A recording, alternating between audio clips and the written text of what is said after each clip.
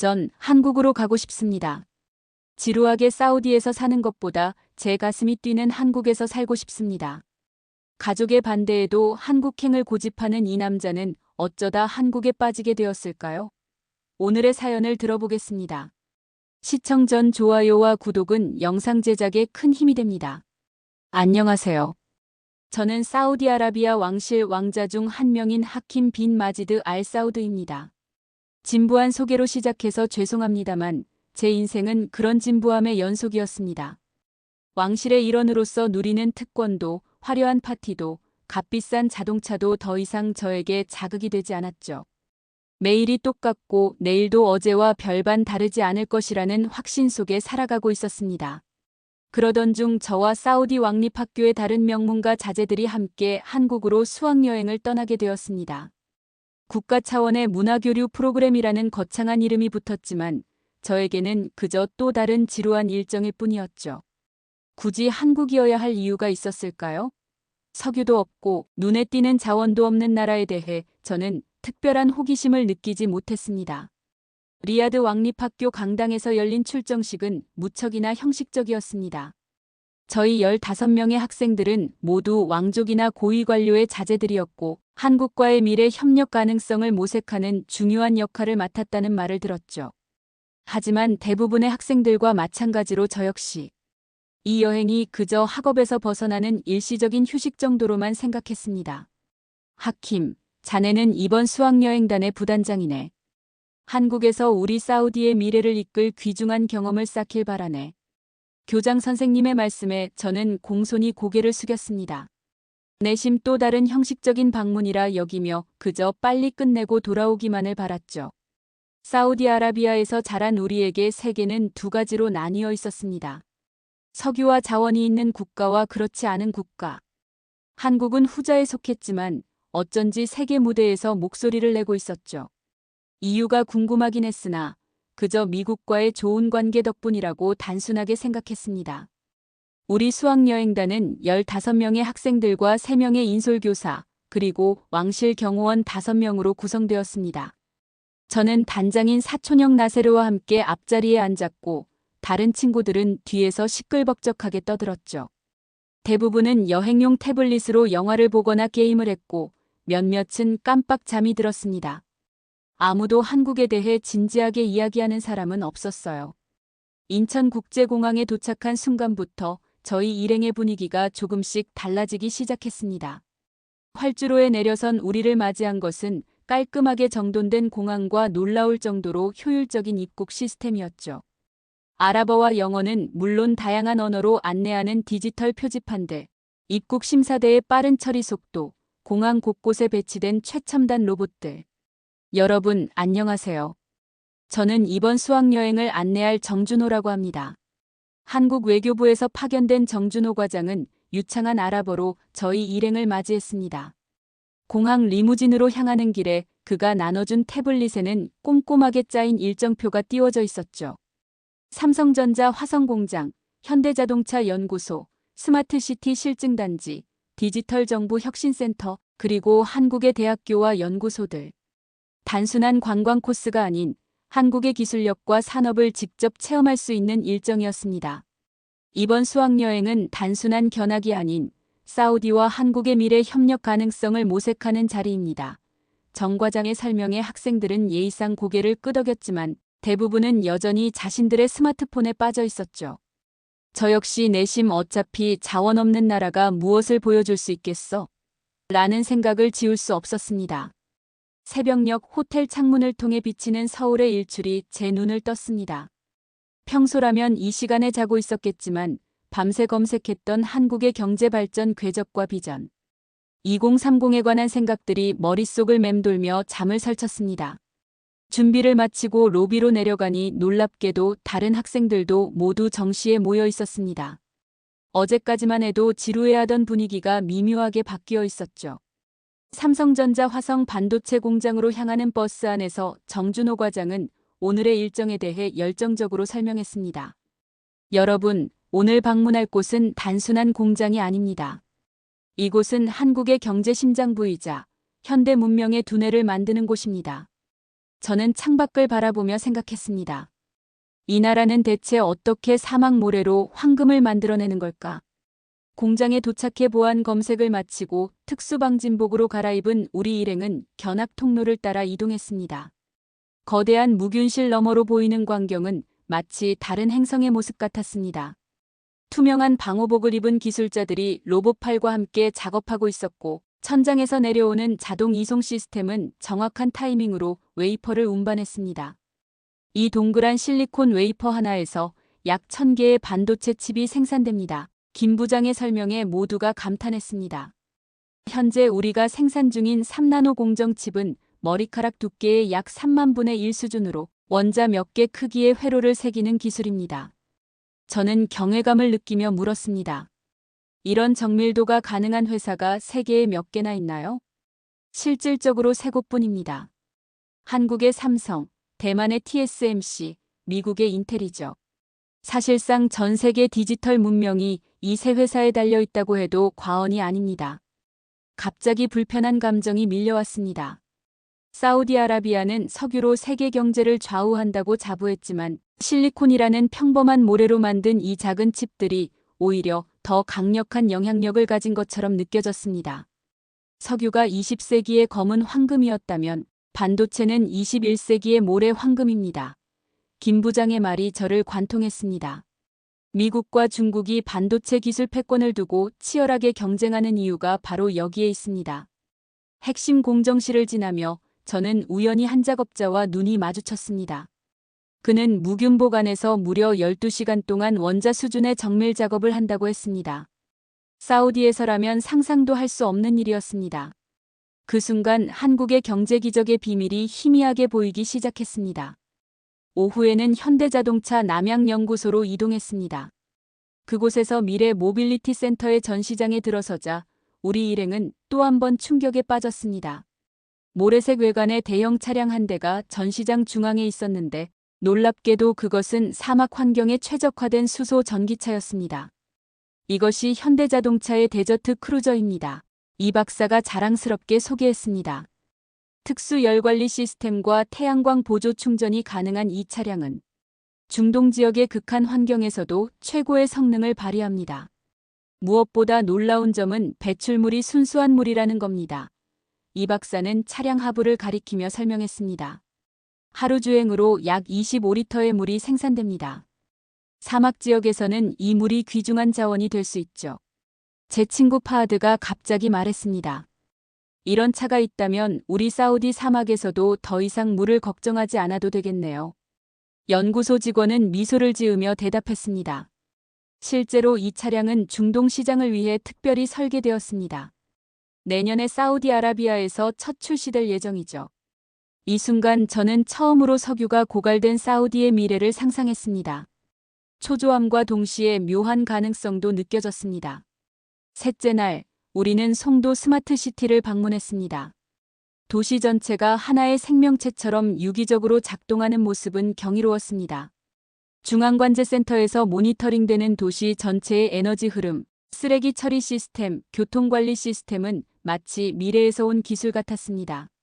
이곳의 쓰레기통은 일반 쓰레기통이 아닙니다. 안내원이 길가에 평범해 보이는 쓰레기통을 가리켰습니다. 이 쓰레기통은 내부에 센서와 압축기가 장착되어 있어 쓰레기가 80% 차면 자동으로 압축하고 100% 차면 중앙관제센터에 수거 신호를 보내죠. 놀라운 것은 거리에 쓰레기 수거 차량이 보이지 않는다는 점이었습니다. 알고 보니 모든 쓰레기는 지하 파이프라인을 통해 자동으로 수거되고 있었습니다. 이런 시스템이라면 우리 리야드의 폐기물 관리 문제도 해결할 수 있겠군요. 저도 모르게 중얼거렸습니다. 안내원은 제 말을 듣고 자랑스럽게 대답했습니다. 실제로 이 기술은 이미 사우디의 네옴시티 프로젝트에 제안되었습니다. 한국의 여러 기업들이 네옴시티 건설에 참여하고 있으니까요. 네옴시티 사우디의 미래 도시 프로젝트. 갑자기 그 거대한 비전이 제 눈앞에 실현 가능한 모습으로 다가왔습니다. 수학여행 넷째 날 오후 산업시설. 견학과 대학 방문에 지친 우리 일행은 문화체험 일정으로 경복궁을 방문했습니다. 정준호 과장은 이제 우리가 한국의 기술뿐만 아니라 문화와 역사도 경험해야 한다고 설명했죠. 처음에는 또 지루한 관광일 뿐이라고 생각했습니다. 사우디에도 화려한 왕궁과 역사적 건축물이 많으니까요. 하지만 고풍스러운 광화문을 지나 경복궁으로 들어서는 순간 예상치 못한 감정이 일었습니다. 이 궁전은 1395년에 처음 지어졌지만 여러 차례 파괴되고 재건되었습니다. 정준호 과장이 설명했습니다. 한국의 역사가 담긴 곳이라고 할 수 있죠. 가을 햇살 아래 붉고 노란 단풍으로 둘러싸인 고궁의 모습은 마치 그림 같았습니다. 사우디의 사막 풍경과는 완전히 다른 전경이었죠. 소나무 사이로 비치는 경회루의 모습, 아름다운 비취색 기와의 향연, 그리고 건축물과 자연이 조화롭게 어우러진 풍경은 저에게 깊은 인상을 남겼습니다. 와, 사계절이 있다는 게 정말 멋진 일이네요. 저도 모르게 중얼거렸습니다. 정준호 과장이 웃으며 대답했습니다. 한국은 사계절이 뚜렷해서 봄에는 벚꽃, 여름에는 푸른 숲, 가을에는 이렇게 단풍, 겨울에는 설경까지 모두 다른 아름다움을 느낄 수 있죠. 사계절을 모두 한번 볼 수 있다면 좋겠네요. 제가 말했습니다. 언제든 다시 오시면 됩니다. 왕자님, 정준호 과장이 미소 지었습니다. 그 순간 제 마음에 이상한 욕구가 일었습니다. 정말로 다시 와서 한국의 다른 계절들도 보고 싶다는 진실된 바람이었죠. 며칠 전까지만 해도 한국은 그저 지루한 수학여행 목적지에 불과했는데 이제는 더 알고 싶은 미지의 세계로 느껴졌습니다. 경복궁 내 국립고궁박물관에서는 조선 왕조의 유물들을 관람했습니다. 놀라웠던 것은 600년 전 세종대왕 시대에 만들어진 물시계와 천문 관측 기구들이었습니다. 당시 이미 정밀한 과학기술을 보유하고 있었다는 사실이 경이로웠죠.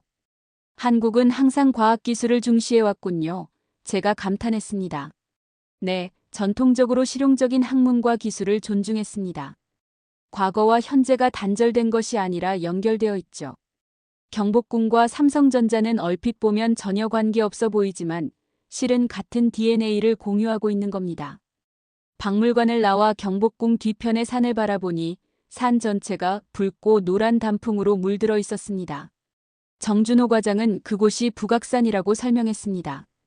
사우디에서는 볼 수 없는 풍경이죠? 정준호 과장이 물었습니다. 네. 정말 아름답습니다. 우리는 사막의 끝없는 모래 풍경에 익숙해서 이런 다채로운 색감이 신선하게 다가오네요. 경복궁을 나서 인사동으로 향했습니다. 좁은 골목길에 늘어선 전통 공예품 가게들과 찻집들은 또 다른 매력을 뿜어냈습니다. 한 도예 공방에 들어갔을 때 도예가가 직접 흙을 다루며 도자기를 만드는 모습에 저는 한참을 지켜보았습니다. 한번 해보실래요? 도예가가 친절하게 권유했습니다. 평소라면 거절했겠지만 이상하게도 도전해보고 싶은 마음이 들었습니다.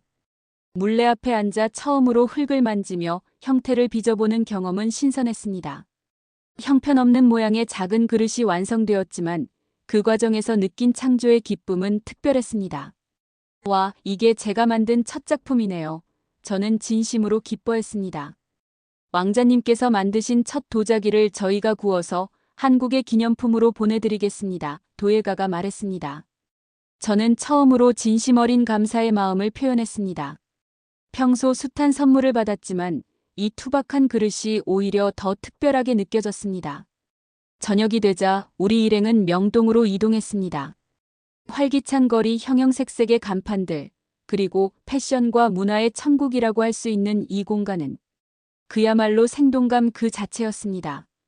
군중 속에서 저는 한국 젊은이들의 자유로운 표정과 다채로운 패션에 시선을 빼앗겼습니다. 여기 사람들은 정말 자유롭게 자신을 표현하네요. 제가 나세르에게 말했습니다. 그러게. 우리 사우디와는 문화적으로 많이 다르지. 거리 공연을 하는 젊은이들, 다양한 스타일의 패션 매장들. 모든 것이 새롭고 흥미진진했습니다. 한 작은 카페에서 저는 잠시 쉬며 서울의 활기찬 거리를 관찰했습니다. 우연히 들른 작은 서점에서 한글로 된 책들을 구경하다가 저는 한글의 아름다움에 매료되었습니다. 정준호 과장은 세종대왕이 만든 한글의 과학적 원리와 철학에 대해 설명해 주었죠.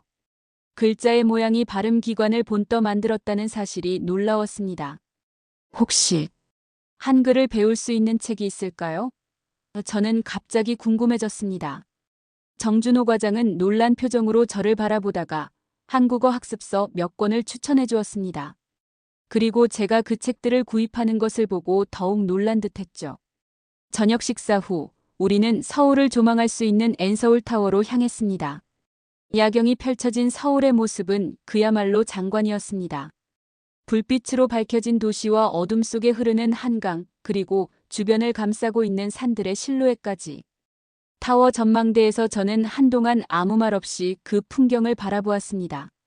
처음 한국에 도착했을 때와는 완전히 다른 감정이 일었습니다.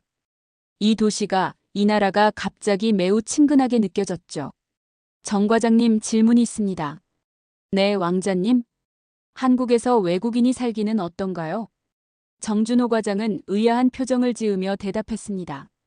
여러 어려움이 있겠지만 점점 나아지고 있습니다. 특히 서울은 국제도시로 발전하고 있어서 외국인들도 꽤 편하게 지낼 수 있습니다만. 혹시 특별한 이유가 있으신가요?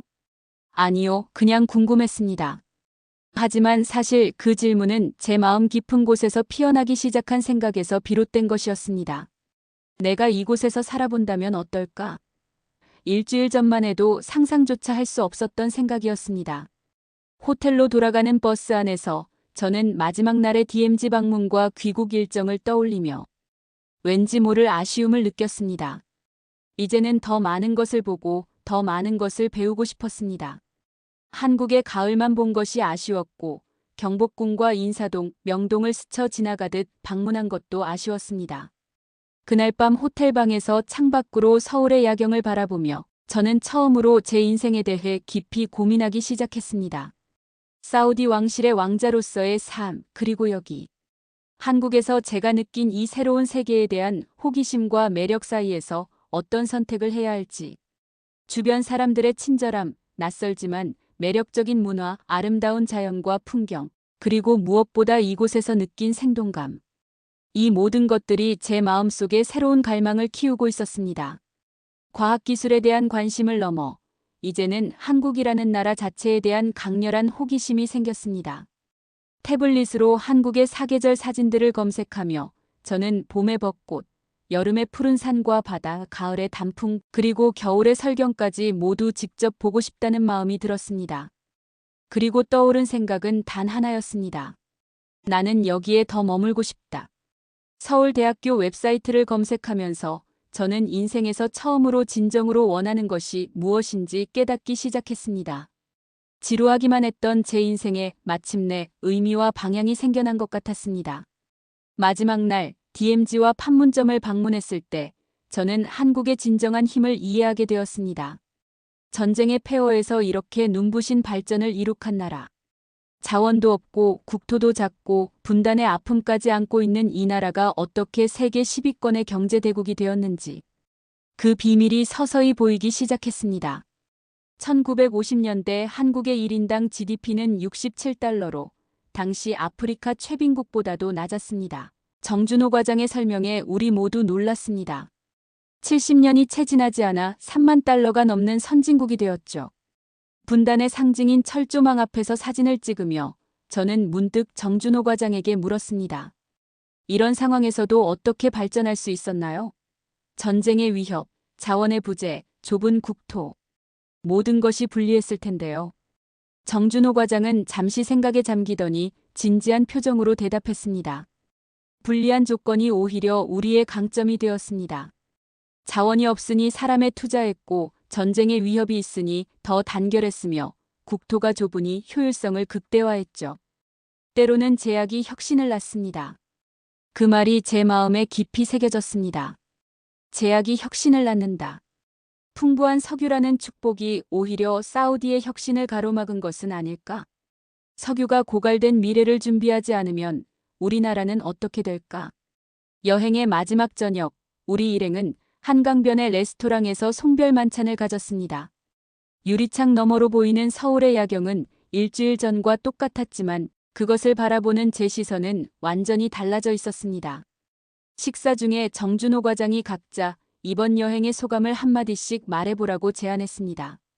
대부분의 친구들이 놀라웠다, 인상적이었다 같은 평범한 소감을 말했지만 제 차례가 되자 저는 진지하게 말했습니다. 저는 이번 여행에서 두 가지를 배웠습니다. 하나는 석유보다 더 강한 힘이 있다는 것, 그리고 다른 하나는 위기가 기회가 될 수 있다는 것입니다. 귀국 후 가족회의는 상상했던 것보다 훨씬 격렬했습니다. 아버지 마지드 국왕만이 내 결정을 조건부로 승인해 주셨고, 형제들은 왕실의 위신을 떨어뜨린다며 격렬히 반대했습니다. 오직 나세르만이 내 편을 들어주었죠. 하킴, 내가 미쳤구나. 셋째 형 칼리드가 분노했습니다. 왕족으로서 누릴 수 있는 모든 것이 있는데 이국 땅에서 평범한 학생으로 산다고? 왕실의 체면은 어떻게 되는 거야? 너는 석유부 장관 자리가 보장되어 있었어. 넷째 형 하미드가 차갑게 말했습니다. 그 모든 영광과 부를 버리고 가는 거야? 하지만 내 마음은 이미 정해져 있었습니다. 한국에서 느꼈던 그 생동감, 가슴이 뛰는 설렘, 그리고 새로운 세계를 향한 호기심은 어떤 지위나 부도 대체할 수 없었으니까요. 출국 전날 밤 아버지는 개인 정원에서 나를 만나자고 하셨습니다. 달빛이 비치는 분수대 옆에서 그분은 오랫동안 침묵하며 저를 바라보셨습니다. 하킴, 내 결심이 확고하다는 것을 알겠다. 마침내 아버지가 입을 여셨습니다. 하지만 내가 포기하는 것이 무엇인지 정말 알고 있느냐? 왕족으로서의 특권, 석유부 장관직, 내 미래를 위해 준비된 모든 것을. 알고 있습니다, 아버지. 저는 조용히 대답했습니다. 하지만 제가 얻을 수 있는 것은 그보다 더 값진 것입니다. 제 심장이 원하는 삶을 살 수 있는 기회입니다. 아버지는 깊은 한숨을 내쉬셨습니다. 그의 눈에 이해와 슬픔, 그리고 어쩌면 약간의 자부심이 섞인 듯 했습니다. 아버지는 내 어깨에 손을 얹으셨습니다. 왕인 그분이 누군가에게 이런 다정한 제스처를 보이는 일은 드물었습니다. 내 인생이니 내가 선택해라. 하지만 언제든지 돌아올 수 있는 집이 여기 있다는 것을 잊지 말아라. 한국에 도착한 지 1년이 지났습니다. 처음에는 모든 것이 낯설고 어려웠죠. 언어 장벽, 문화 차이, 그리고 혼자서 모든 것을 해결해야 하는 독립적인 생활까지. 하지만 그 어려움이 오히려 새로운 기쁨이 되었습니다. 서울대학교 공과대학에서의 생활은 상상했던 것보다 훨씬 바빴지만 한국 학생들의 학구열에 점차 저도 감염되었습니다. 봄에는 캠퍼스의 벚꽃을, 여름에는 한강에서의 자전거 라이딩을, 가을에는 북한산의 단풍을 즐겼고 지금은 생애 처음으로 눈을 경험하는 겨울을 맞이하고 있습니다. 서울 한복판의 작은 원룸에서 저는 창밖으로 눈 내리는 밤 풍경을 바라봅니다. 매일 아침 알람 소리에 일어나 직접 아침을 준비하고 지하철에 몸을 싣고 낯선 언어로 수업을 듣는 생활. 리야드의 호화로운 왕궁에서 모든 것이 준비되어 있던 삶과는 비교할 수 없이 소박하지만 이상하게도 지금이 더 풍요롭게 느껴집니다. 가끔 사람들이 물어봅니다. 왕자의 삶, 석유부 장관 자리, 그 모든 것을 포기하고 후회하지 않나요? 그럴 때마다 저는 미소 지으며 대답합니다. 후회요? 전혀요. 저는 오히려 진짜 살아있음을 느끼고 있어요. 매일 아침 눈을 뜨면 그날의 도전이 기다리고 있고 매 순간이 새롭고 가슴 뛰는 경험으로 가득합니다. 사막의 왕자에서 한강의 평범한 유학생으로. 그러나 이 평범함 속에서 저는 그 어느 때보다 강하게 심장이 뛰는 것을 느낍니다. 예정된 길을 따라 흘러가던 인생에서 벗어나 스스로 선택한 이 여정의 매 순간이 내게는 모험이자 발견입니다. 창밖으로 눈이 더 강하게 내리기 시작했습니다. 내일은 친구들과 함께 첫 눈사람을 만들기로 약속했죠. 사우디에서라면 상상도 할 수 없었던 일입니다. 이것이 제가 찾던 삶입니다. 안락함과 특권, 보장된 미래를 버리고 얻은 진정한 자유와 생동감. 불확실하지만 매일이 설레는 삶입니다. 오늘은 가문을 버리고 한국행을 선택한 하킴 왕자의 이야기를 들어보았습니다. 석유보다 강한 기술의 힘, 그리고 가슴 뛰게 하는 한국의 매력이 한 사람의 인생을 완전히 바꿔놓은 놀라운 여정이었습니다. 최근 한국의 문화와 기술력에 매료되어 찾아오는 외국인들이 늘어나고 있습니다. 변화된 대한민국의 위상을 느끼며 앞으로도 더 많은 이들에게 영감을 줄 수 있는 나라가 되길 바랍니다. 오늘도 긴 영상 시청해 주셔서 감사드리며 항상 건강하시길 바랍니다. 다음에 또 뵙겠습니다.